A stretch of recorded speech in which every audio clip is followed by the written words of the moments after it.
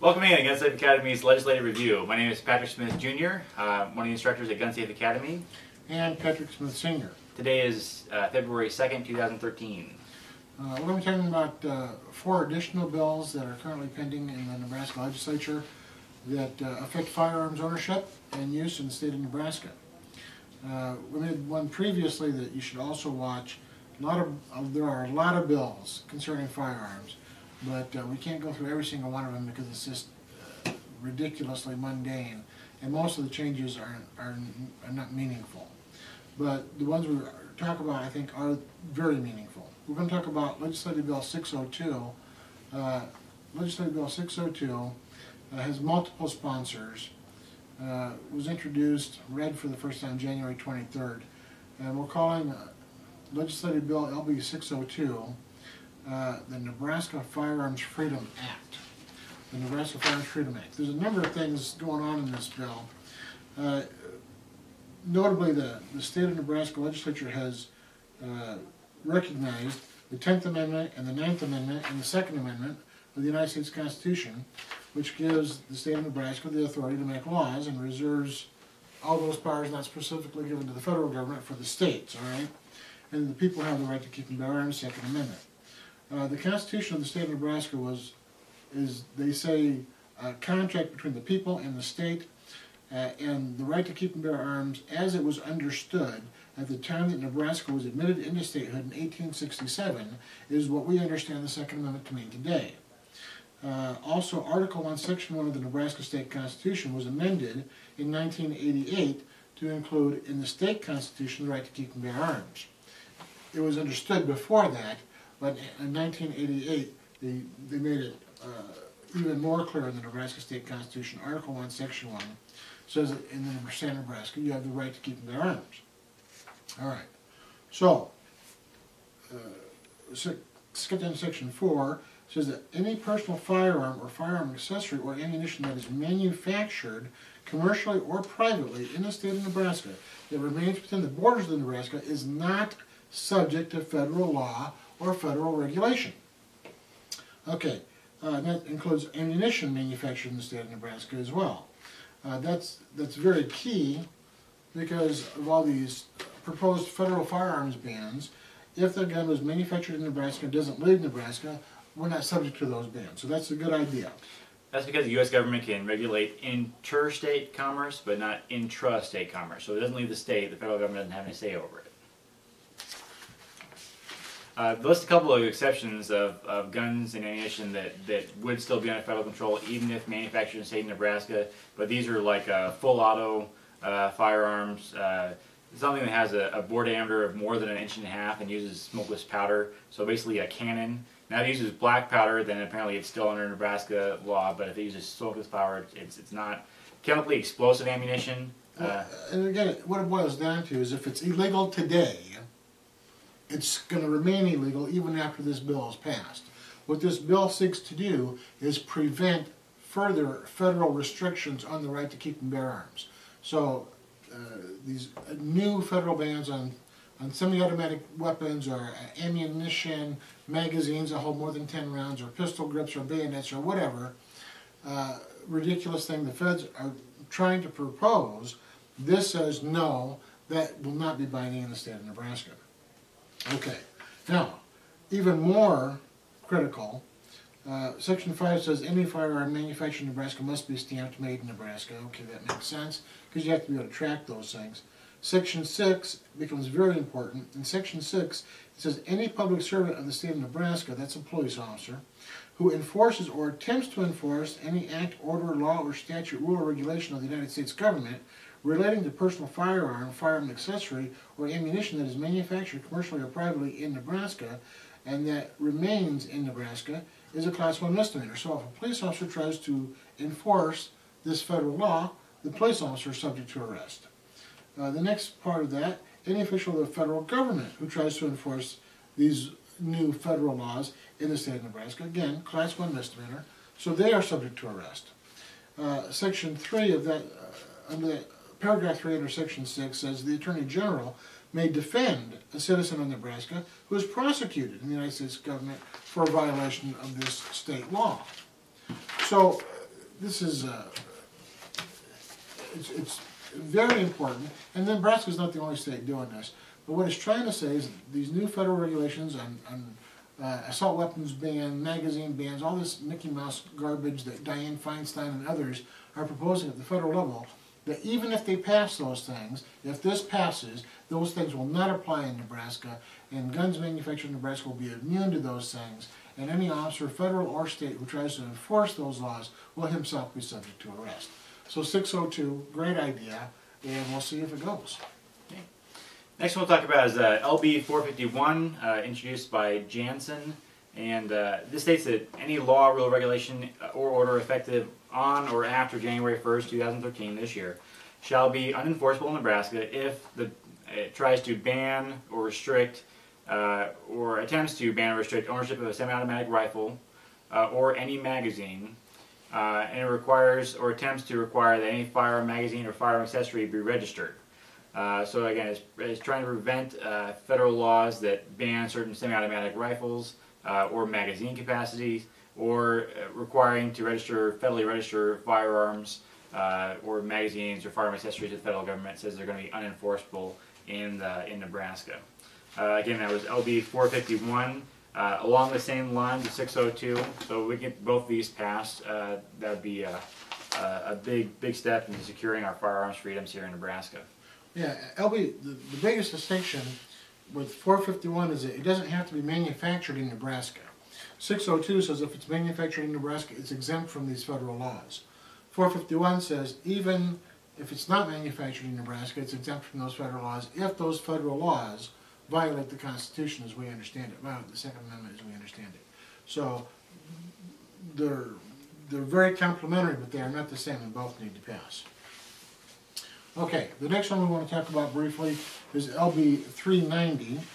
LB 390 relates to the Nebraska Emergency Management Act, and as you know, during Hurricane Katrina, the Mayor Nagin of New Orleans, ordered the police department in New Orleans to confiscate firearms from people, to go into houses without search warrants, to violate people's rights and seize firearms.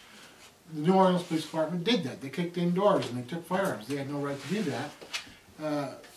But also federal and other state. I mean, cops went down there to help out from California Highway Patrol, the DEA. All these folks went down there to help out, and they all violated the Constitution without any regard. They kicked in doors, they took weapons, they violated the law. Okay? And the defense that Nagin and New Orleans tried to use was that it was an emergency. Okay? It was martial law. Well, the reality is that if the government can declare an emergency and suspend the Constitution means nothing. Nothing at all. You have no rights at all if the government can suspend them. And what LB 390 says is exactly that. Again, it relates to the Nebraska Emergency Management Act. The bill prohibits the governor or anybody, mayor or anybody else, from limiting the sale, distribution, transportation, or possession of firearms in the event of an emergency. Okay? Just because it's an emergency doesn't mean they can take the guns away. The bill goes on to say that anyone acting on behalf of the state or political subdivision cannot restrict otherwise lawful possession, use, carry, transfer, or storage or display of firearms and ammunition. And they cannot seize or confiscate firearms or ammunition just because it's an emergency. That doesn't give them a right to confiscate guns and ammunition. They don't have any right to do that. You have a right to have these things. The government cannot suspend that right just because it's an emergency. They also cannot require registration of firearms. And if they do take your firearms, then you can bring a complaint against the state, both criminal against the individual that took it, and civil against the department for which he works, to recover your firearm or the value thereof, and if you win your case, reasonable attorney fees as well. So what this does, and this was introduced by Christensen, this is a great bill, and it tells us what we already know, that the government cannot suspend the Constitution, even if it's raining outside. Alright, so LB 390 by Christensen, another good piece of legislation. Need to try to get that passed. Please write your state senators. And again, like usual, we'll put the links to all the bill numbers directly below this, and so you can also find the information to contact your state legislator. Last one we'll talk about is LB 148. This was introduced by Brad Ashford, who's again, he's trying to become the next mayor of Omaha, so we'll work on... Vote against this idiot. Yeah, we've had several anti-gun mayors in Omaha here, and we don't need another one. What he's wanting to do with LB 148 is add the word ammunition to a whole list of firearms violations. 28-1204, the criminal code, he's trying to add ammunition so that if you transfer ammunition for a handgun to a juvenile, it's the same as if you transferred possession of a pistol to a juvenile. Well, and there's a large number of calibers that are fireable in pistols and rifles. If you're 18, you can have rifle ammunition. You can buy rifle ammunition, but you cannot buy pistol ammunition until you're 21. Okay? 22 long rifle fits in rifles and pistols. 9mm fits in rifles and pistols. Okay? So you can buy the ammunition so long as you declare it to be for a rifle. And what Senator Ashford is doing, again, and he espouses this juvenile justice stuff. You know, we got to fix juvenile justice. The way to stop these mass shootings is to somehow adjudicate children. And of course, Senator Ashford is an idiot. Okay, the government is not the parent of the child, and his efforts to make the government even more responsible for the child and even more the parent of the child is appalling and absurd. The child should be under the control of a parent. If the parent is not fit for taking care of the child, then the child needs to be put into a foster care situation and adopted out by somebody who does have a brain. Senator Ashford, you cannot legislate child rearing. You can't do it. And by trying to dink around with this, oh, well, a gun. It's illegal to give a minor a gun. Okay, fine. It's illegal to give them ammunition for a handgun. No, it's not fine. A bullet by itself is absolutely harmless. Okay? To make it a felony to give somebody under the age of 21 a rifle cartridge that can also be used in a pistol is absurd. And he's trying to make it a Class 3 felony, which the minimum penalty for that would be 1 year in prison, but the maximum you're looking at 20 years, $25,000 fine, or both for giving them a round. So Ashford's a moron, and he proves it every time he opens his mouth.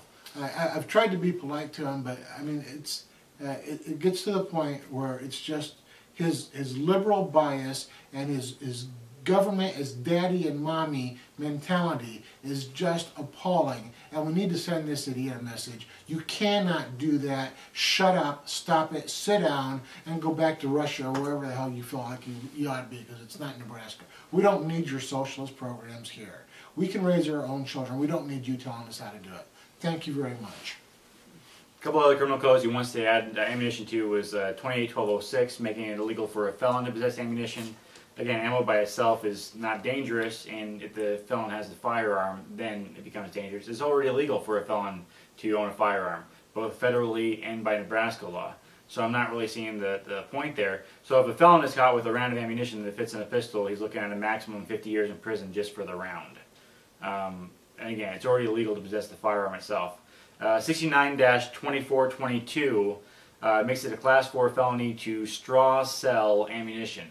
Straw sale for a firearm is when you buy a firearm deliberately intending to give it to someone who you know legally can't buy or possess it themselves. So this is making it the same thing as if you bought ammunition to give to somebody who you know is not legally allowed to buy or purchase it themselves.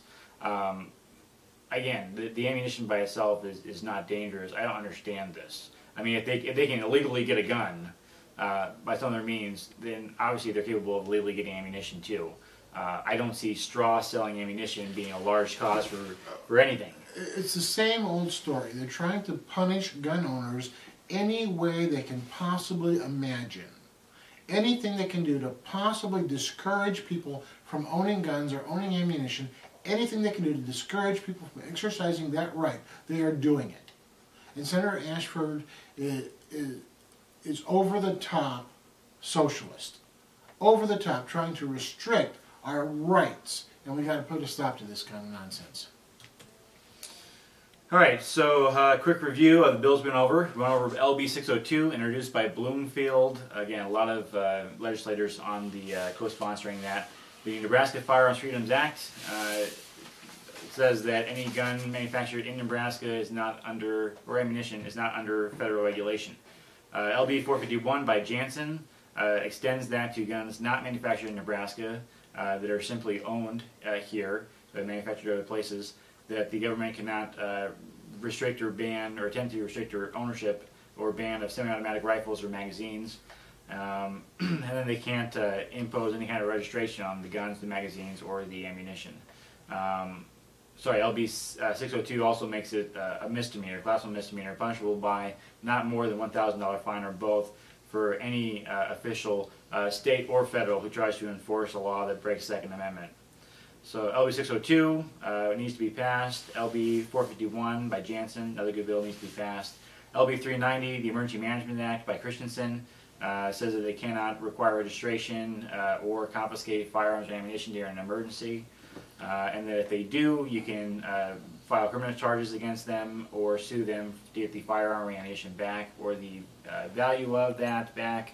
And if you win, they'll give you also back your attorney's fees, reasonable attorney's fees. And so those three we need. Again, that was 602, LB 451, and LB 390. LB 148 by Ashford is, again, another attempt to put the short edge of the wedge in, and it's ridiculous. Okay, I think that's it for our legislative review. If you like the video, comment, like it, subscribe. You can also find us now on Facebook, Gun Safe Academy, search Facebook. And thanks for tuning in. Again, my name is Patrick Smith Jr. And Patrick Smith Sr. Read every once in a while, go to the state legislature's website, Unicameral website. These bills are all up there. Read them. Stay involved. Vote. You don't have to go through and read every one of them like we do. They have a search menu thing there, so you just type in gun or firearm or concealed carry or whatever interests you, and it'll narrow down your options quite a bit. All right. Thanks a lot. Thank you.